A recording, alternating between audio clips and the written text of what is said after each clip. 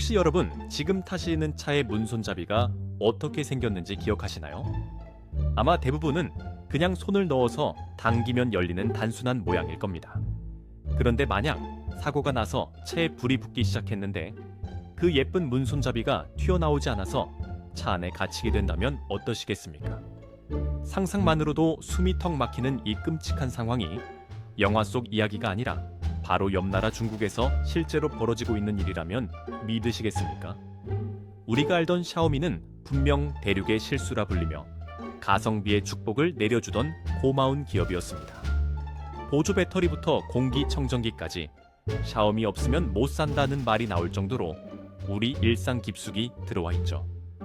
하지만 스마트폰을 만들던 그 방식 그대로 자동차를 만들었을 때 그 결과가 가성비가 아닌 목숨을 건 도박이 될 수 있다는 사실을 아무도 예상하지 못했습니다. 오늘 영상에서는 한때 중국의 자존심이라 불리던 샤오미가 왜 출시 3년 만에 자국민들에게조차 움직이는 관짝이라 불리며 철저하게 외면받게 되었는지 그 충격적인 몰락의 과정을 낱낱이 파헤쳐드립니다.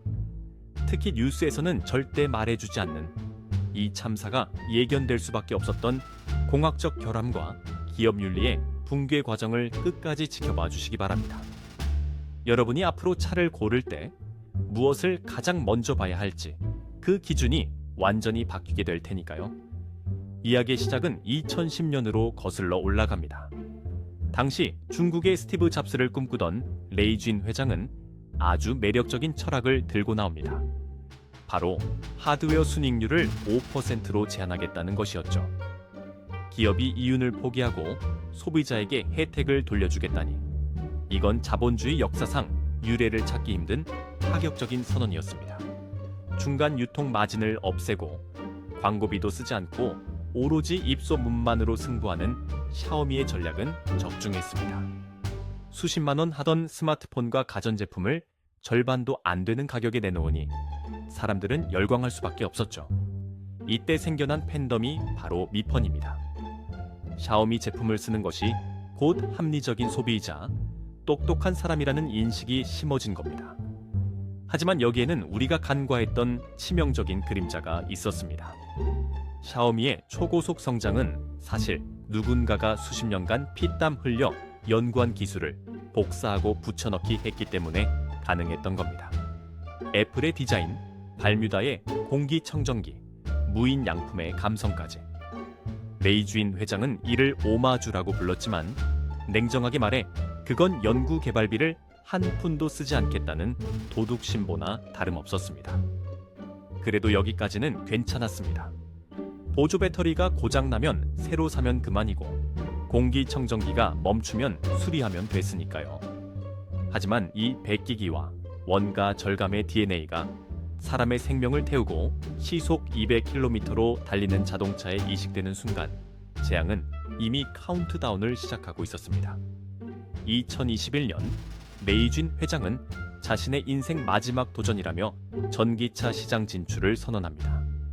투자금만 무려 100억 위안, 우리 돈으로 약 1조 9천억 원을 쏟아부었죠. 그리고 3년이라는 짧은 개발 기간 끝에 2024년 3월 드디어 첫 전기차 SU7을 세상에 공개합니다. 처음 차가 공개됐을 때 반응은 폭발적이었습니다. 왜냐고요? 겉모습이 1억 건이 넘는 포르쉐 타이칸과 너무나 똑같았기 때문입니다.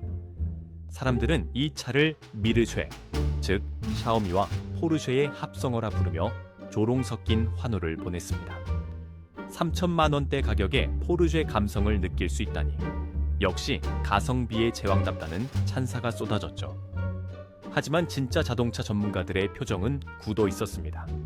자동차라는 건 단순히 겉모양을 철판으로 찍어낸다고 만들어지는 게 아닙니다. 수만 개의 부품이 극한의 상황에서 어떻게 작동하는지 수년간의 주행 테스트를 통해 데이터를 쌓아야만 완성되는 정밀공학의 결정체입니다. 그런데 스마트폰을 찍어내듯 고작 3년 만에 뚝딱 만들어낸 이 차가 과연 안전할 수 있을까요? 그 우려는 현실이 되기까지 그리 오래 걸리지 않았습니다. 샤오미는 테슬라의 기가프레스를 흉내낸 샤오미 하이퍼 캐스팅 기술을 자랑했지만 검증되지 않은 공법으로 찍어낸 차체는 충격에 너무나 취약했습니다. 게다가 디자인을 위해 채택한 전자식 부품들은 극한 상황에서 치명적인 흉기로 돌변하게 됩니다. 2025년 3월 중국 안의성에서 발생한 첫 번째 사망 사고는 전 세계를 충격에 빠뜨렸습니다. 피해자는 간 면허를 딴 여대생 3명이었습니다. 이들은 샤오미가 자랑하던 자율주행 보조 기능인 NA를 켜고 고속도로를 달리고 있었습니다. 샤오미는 광고에서 이 기능이 마치 알아서 운전해주는 완전 자율주행인 것처럼 홍보했습니다. 하지만 실상은 레벨2 수준의 단순 보조 장치에 불과했죠. 공사 구간이 나타났지만 센서는 콘크리트 벽을 인식하지 못했습니다. 차는 감속 없이 그대로 벽을 들이받았고 그 자리에서 폭발하며 탑승자 전원이 사망했습니다. 이 사고가 더 끔찍했던 건 사고 직후 샤오미 측의 태도였습니다.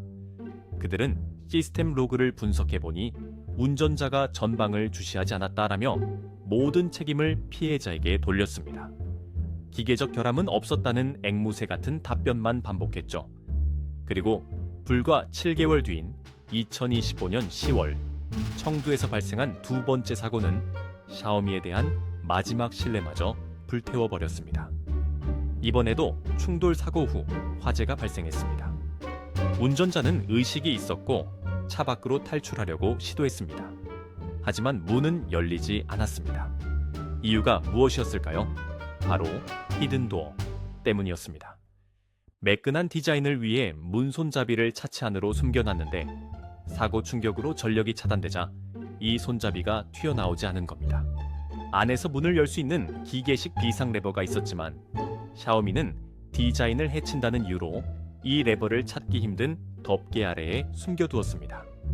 1분 1초가 급박한 화재 현장에서 매뉴얼을 찾아가며 숨겨진 레버를 찾을 수 있는 사람이 과연 몇이나 될까요? 결국 운전자는 불길에 휩싸인 차 안에서 탈출하지 못하고 사망했습니다.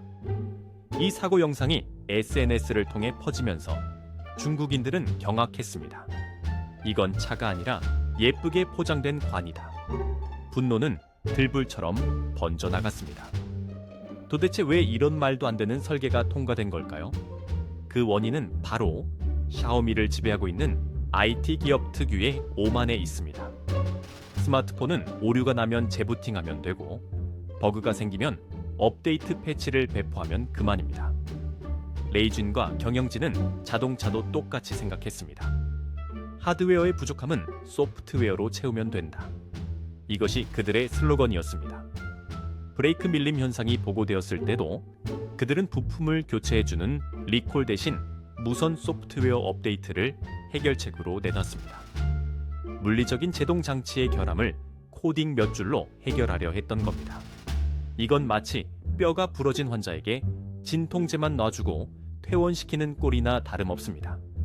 또한 샤오미는 원가 절감을 위해 안전 테스트 과정을 대폭 축소했습니다.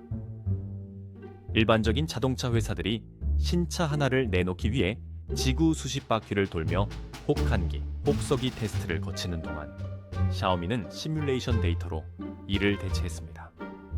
검증된 디자인을 베꼈으니 안전하겠지 라는 안일한 생각이 결국 수많은 생명을 위협하는 흉기를 도로 위에 풀어놓은 것입니다. 이것은 과거 1970년대 미국 포드사의 핀토 사건을 떠올리게 합니다. 당시 포드는 연료 탱크 결함을 알고도 수리비보다 사망 보상금이 더 싸게 먹힌다는 계산에 리콜을 거부했었죠. 50년이 지난 지금 샤오미는 혁신이라는 가면을 쓰고 똑같은 짓을 저지르고 있는 겁니다.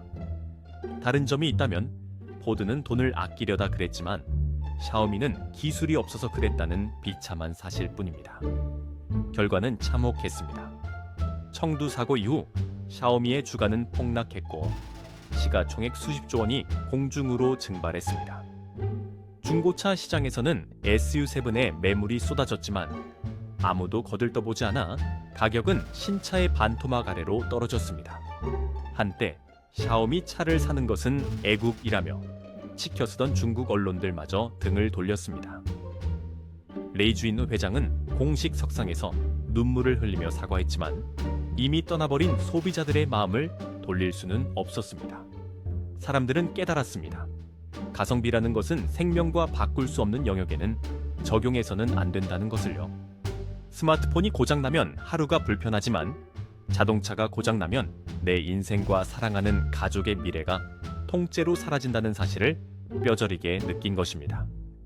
지금 한국 시장에도 알리, 테무 등 중국 플랫폼들이 물밀듯이 들어오고 있습니다.